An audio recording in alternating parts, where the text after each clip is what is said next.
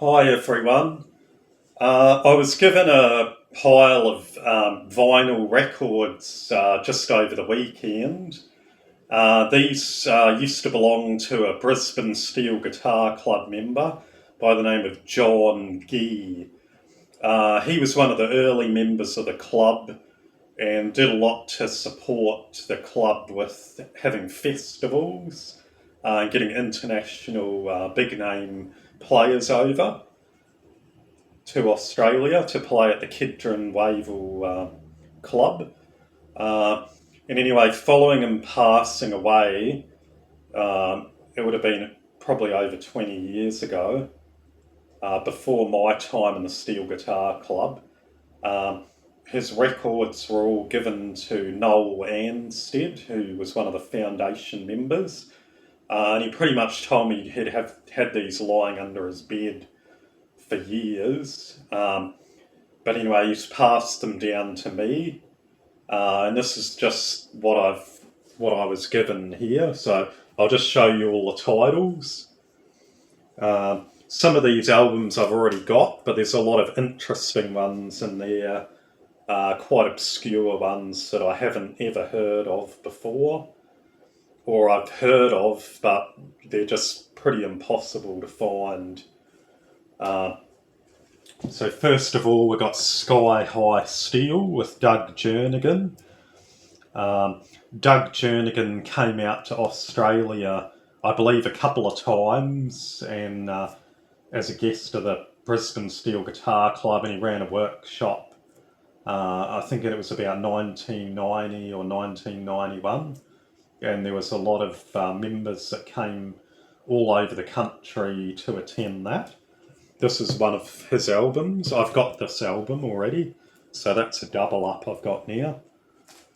Then we've got Honky Cat with Bobby Black, who was he's a bit of a rock and country sort of player. He's still around and performing.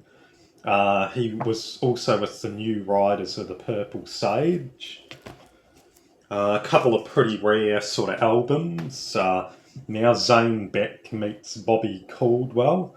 Zane Beck was quite a famous steel guitar maker. He built ZB Steels, which Tom Brumley started out originally playing. And Bobby Caldwell, he used to play the lead guitar at the International Steel Guitar Convention, which was at St. Louis. And a lot of members of the Brisbane Steel Guitar Club used to make the pilgrimage over there every year. That was the one that Scotty used to organise, and he was a great friend to the Brisbane Steel Guitar Club. And then we've got another quite rare album. Zane Beck plays the new ZB student model. This one's got a label on it from the Ernest Tubb record shop, which is pretty cool. So that's a rare album. I'm looking forward to listening to that. I've heard it's an excellent one from, I believe the YouTube channel is I Honky Tonk. They do a lot of vinyl sort of rediscoveries. This this little clip is sort of along the lines of what they do over there. And then we've got Steelin' Feelin' by Jeff Newman. He was a great steel guitar teacher, and a lot of the Brisbane Steel Guitar Club travelled over to the other side of the world to have the one-on-one lessons with him. This is an instruction sort of course. I've got a lot of his instruction courses, which I'm yet to go through. I've been through a few of them, and I really enjoy him as a teacher. Then I've got this Curly Chalker one, which is a great album. I like the back on this, taken at Bradley's Barn. I've recently bought this album a couple of months ago. I got it sent out from, I think it was Denmark or something. So this is my second copy now. It's got the Ernest Tubb logo on there. Then we've got Nashville Sundown. This is my second copy. I bought one of these in Australia here and got it shipped to me. But this is one from the Ernest Tubb record shop. Then we've got Sweet Steel, which is a compilation. This one I've already had for a long time, so it's a double up for me. Then we got this one with a steeler I've never heard of, Tony Farr, called Warm and Easy. I think this is a Midland record, potentially. But yeah, I'll be interested to have a listen to that one. Then I've got this one, Paradise Island by Root Steenhouse. I've heard of this guy, but I don't know any of his music. Yeah, so I don't actually think it's steel guitar. I think it's just normal guitar. So that's those ones. And then the next one, this is Robbie G, who is a famous like Hawaiian sort of steel player, and he was like really pop music as well. He was famous in Australia. He was like the Jerry Bird of Australia, you could probably call him. He did some really famous songs, and he actually inspired a lot of people from the Brisbane Steel Guitar Club to get into lap steel and then finally pedal steel as they went along. He used to play this Rickenbacker here. Now, I did see him once. He came along to Brisbane Steel Guitar Club and won an award there, sort of like a Hall of Fame award. So I got to see him then. He didn't perform, and he hadn't performed for a long time, but he was supposed to be getting back into it, and he wanted to tour around. But since then, he has passed away. That was a few years ago. Yeah, you should really check him out if you can. He did a song 55 Days at Peking, which is on here. Or maybe it's not on here, but I can see it listed on the back. Si Senor as well. Jezebel. Yeah, he did some great ones.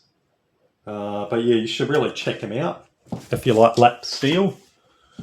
And then we got this one here, Chicken Pickin' Good, with Jimmy Crawford and Russ Hicks. I had seen this album overseas for sale, and I've been thinking about buying it. But yeah, now I've got it in the collection, so that's great. Then I've got this one, Forever by Pete Drake and his talking steel guitar. I really like Pete Drake's style, so I'll be listening to this in anticipation. And this has got an Ernest Tubb record shop logo on it. So these would have all come over from the US to Australia, so that's a long journey. And then we've got this album, which is a really good album, Corn Pickin' and Slick Slidin' with James Burton.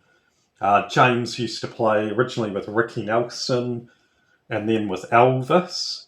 And then he also plays the dobro. He's great on the dobro. I'm not sure if he plays it anymore, but yeah, he's mostly known for his Telecaster work.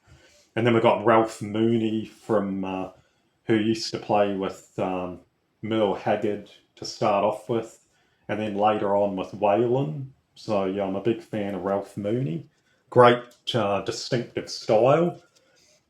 Now this album here, according to I Honky Tonk, is supposed to be one of the best steel guitar albums of all time. So I'm very excited to finally have a copy of this one. So that's great. Yeah, really looking forward to this one. This is a top album according to the I Honky Tonk YouTube channel, which I follow. And the guy from I Honky Tonk, he puts a lot of videos up on YouTube about the albums that he's got. And I thought he'd probably be interested to see what we've got over here in Australia. So this is the collection. Yeah, and we've got a few more here. We've got Nashville Steel Guitar, which has got 14 masterful instrumentals on it. So that should be pretty cool. Looking forward to that. Now I've got a couple of Hawaiian ones now.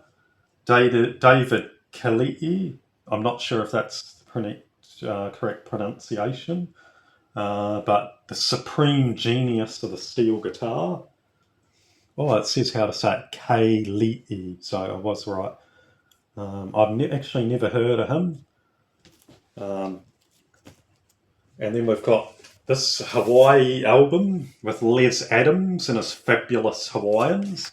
Now, Les Adams, I have heard of him. I think that he ran like a Hawaiian Steel Guitar Club down in Melbourne in the early days, maybe in the 1930s. But if anyone knows, that would be interesting to know.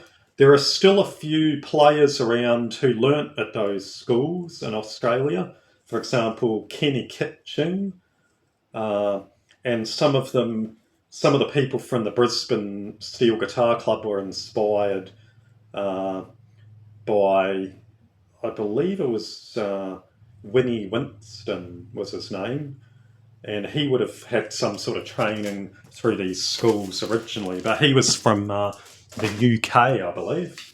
And then we've got the Waikiki's Hawaii Tattoo. Now, these next ones are from one of the greatest steel guitarists of all time. What a great studio musician, great tone. Lloyd Green, who's still around. He sort of doesn't really play anymore, but he's been a great ambassador for steel guitar for probably 60 years, maybe 65, 70 years. So the hit sounds, Lloyd Green and his steel guitar. The Big Steel, Lloyd Green from the Steel Guitar Record Club. It's actually the first album I've had from the Record Club. I haven't got any of these, even though I've seen them around every so often, so that's exciting. Then I've got Lloyd Green Steel Rides. This one I've already got on a copy of. This is in really good condition. Then I've got Cool Steel Man by Lloyd Green, which is a good album. I've got that one already. Then we've got this one I've never heard of before, Lloyd Green Stainless Steel. Yep, so that's cool. 10 Shades of Green. I'm pretty sure I don't have this one.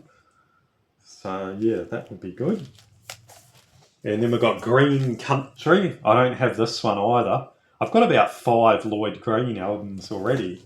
So Green Country, I don't have that one. He did produce a lot of albums, it seems. Then we've got Day for Decision.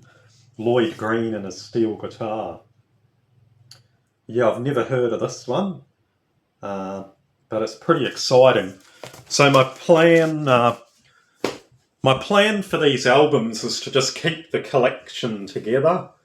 I've got double ups of these, so the double up, I'll keep these all together, and yeah, let me know down below if there's any of those albums that you've ever heard of, or what do you think of them? And this is really my second collection of albums that I've had from the Steel Guitar Fraternity of Brisbane.